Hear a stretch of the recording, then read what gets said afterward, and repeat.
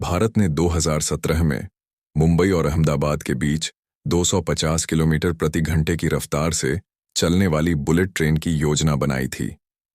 यह प्रोजेक्ट 2026 तक पूरा होने का लक्ष्य लेकर चल रहा था, लेकिन जापानी कंपनियों द्वारा अत्यधिक कीमत मांगने के कारण इस प्रोजेक्ट में देरी हो रही है।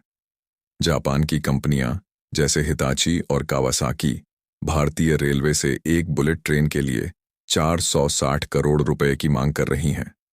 इससे भारत सरकार ने स्वदेशी बुलेट ट्रेन बनाने की दिशा में कदम उठाने का फैसला किया है। भारत का आत्मनिर्भर बुलेट ट्रेन मॉडल। भारत के रेल मंत्री अश्विनी वैष्णव ने घोषणा की है कि अब भारत अपनी बुलेट ट्रेन खुद बनाएगा। इसके लिए इंडियन रेलवे की इंटीग्रल कोच फैक्ट्री ने पूरी तैयारी कर ली है। हालांकि यह ट्रेन जापान की बुलेट ट्रेन जितनी उन्नत नहीं होगी, लेकिन इसे भारतीय पर्यावरण और जलवायु के अनुकूल बनाया जाएगा। उदाहरण के तौर पर इसमें वैक्यूम टॉयलेट की जगह बायो टॉयलेट का उपयोग किया जाएगा और इसे 50 डिग्री सेल्सियस तापमान पर भी काम करने के लिए डिजाइन किया जा रहा है। जापान का महंगा प्रस्ताव।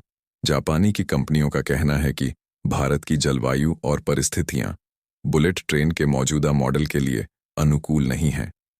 इस वजह से जापानी ट्रेनों में कई मॉडिफिकेशन करने होंगे, जैसे कि बेहतर एयर कंडीशनिंग सिस्टम और धूल नियंत्रण तकनीक। यही कारण है कि जापान की कंपनियां कीमतें बढ़ा रही हैं। हालांकि भारत को यह महंगा पड़ रहा है और भारतीय रेलवे ने इसे स्वदेशी रूप से बनाने का निर्णय लिया है। वंदे भारत। भारत की पहली सफलता।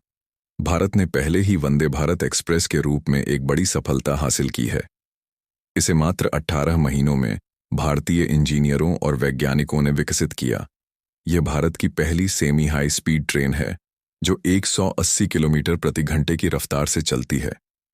भारत और जापान के बीच मुंबई अहमदाबाद बुलेट ट्रेन परियोजना में हाल ही में कुछ चुनौतियां सामने आई हैं। जापानी कंपनियां जैसे हिताची और कावासाकी प्रति बुलेट ट्रेन सेट के लिए भारतीय रेलवे से लगभग 460 करोड़ की मांग कर रही हैं, जो परियोजना की लागत को बढ़ा रहा है। इस बढ़ती लागत और समय सीमा में हो रही देरी के कारण भारत सरकार ने स्वदेशी बुलेट ट्रेन निर्माण की दिशा में कदम बढ़ाने का निर्णय लिया है। भारत की पहली स्वदेशी बुलेट ट्रेनों के डिजाइन और निर्माण के लिए 86.87 लाख करोड़ का अनुबंध प्राप्त किया है। स्वदेशी बुलेट ट्रेन के डिजाइन में भारतीय मौसम और पर्यावरण को ध्यान में रखते हुए आवश्यक बदलाव किए जा रहे हैं, ताकि ये ट्रेनें 50 डिग्री सेल्सियस तक के तापमान में भी सुचारू रूप से संचालित हो सकें। प्रत्येक कोच की लागत लगभग 87.86 लाख करोड़ होगी, जिसमें डिजाइन, विकास और परीक्षण खर्च शामिल हैं।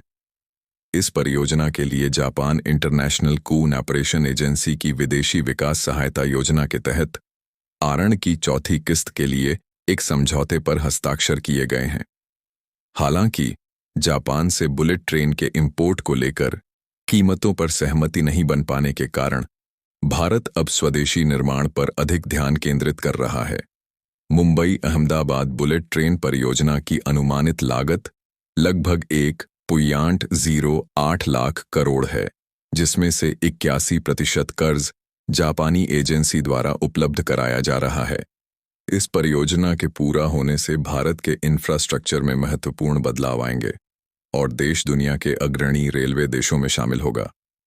बुलेट ट्रेन की अधिकतम रफ्तार 350 किलोमीटर प्रति घंटे होगी, जिससे मुंबई और अहमदाबाद के बीच की दूरी 3 घंटे से भी कम समय में तय की जा सकेगी।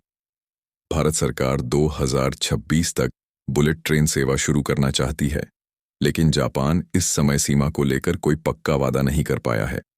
इसलिए सरकार अन्य विकल्पों पर भी विचार कर रही है।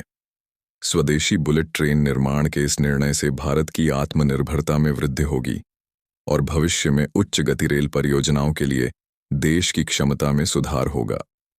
भारत का बुलेट ट्रेन प्रोजेक्ट देश के इंफ्रास्ट्रक्चर को नई ऊंचाई पर ले जाने का वादा करता है। जापान के साथ सहयोग इस परियोजना को जल्दी पूरा कर सकता है, लेकिन आत्मनिर्भर भारत की सोच इसे दीर्घकालिक सफलता की ओर ले जाएगी। अब यह देखना होगा कि भारत 2026 तक अपनी बुलेट ट्रेन दौड़ाने में सक्षम होगा या नहीं। आपकी क्या राय है? क्या हमें जापान की मदद लेनी पड़ेगी? अन्यथा हम साल 2026 तक खुद के बलबूते बुलेट ट्रेन चला सकेंगे। बाकी आपको क्या लगता है कि हमें जापान से बुलेट ट्रेन खरीदनी चाहिए या फिर खुद बनाने पर फोकस करना चाहिए?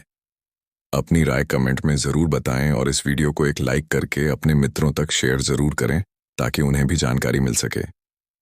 इसी तरह और भी नॉलेजेबल वीडियो देखने के लिए चैनल को सब्सक्राइब करके बेल आइकन को ऑल पर ज़रूर सेलेक्ट करें। जय श्री राम।